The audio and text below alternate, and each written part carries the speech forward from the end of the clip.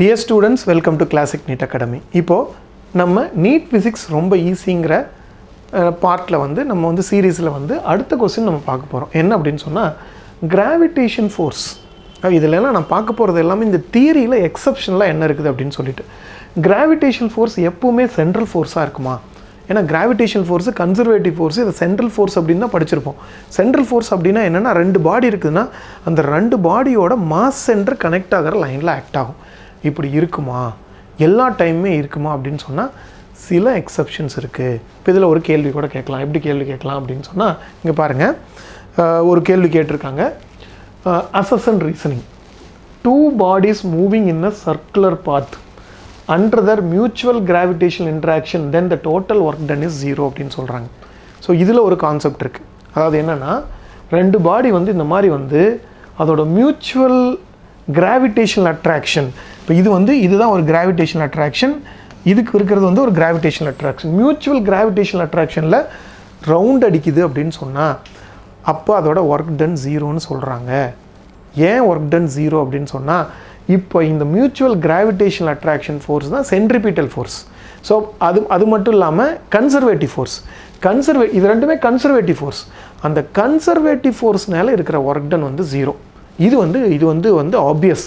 அதாவது conservative force work done பண்ணுச்சுன்னா அந்த ஒர்க் டன் 0 அப்படிங்கிறது நமக்கு நல்லாவே தெரியும். ஆனால் அடுத்த பாருங்கள், ரீசன் சொல்கிறது.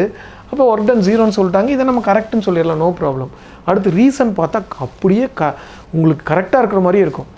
Gravitational force between two finite rigid bodies is necessarily along the line joining of the centre of mass.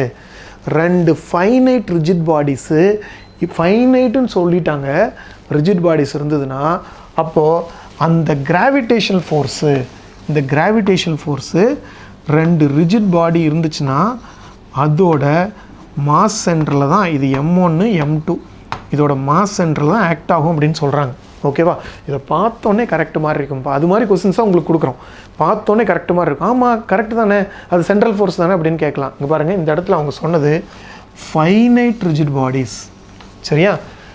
Not a uniform bodies.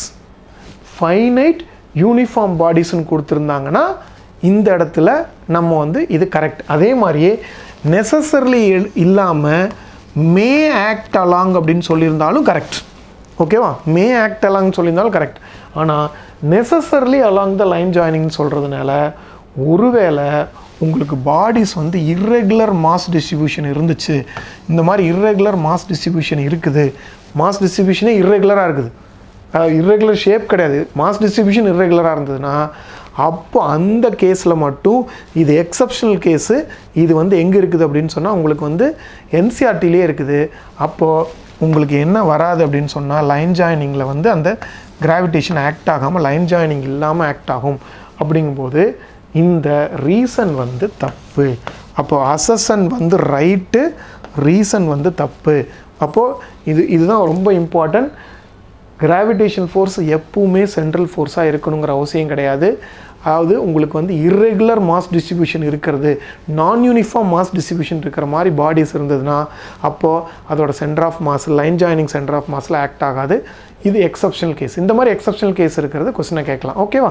சரி, இந்த மாதிரி கொஸ்டின்ஸ் எல்லாம் உங்களுக்கு ஃப்ரீக்வெண்ட்டாக நம்ம நீட் எக்ஸாம் வரைக்கும் போஸ்ட் ஆகிட்டே இருக்கும். நம்ம கிளாசிக் நீட் அகாடமி யூடியூப் சேனலில் பாருங்கள். Wishing you all the best. NEET எக்ஸாமும் ரொம்ப ஈஸி, எழுதி சக்ஸஸ் ஆகலாம். Thank you all.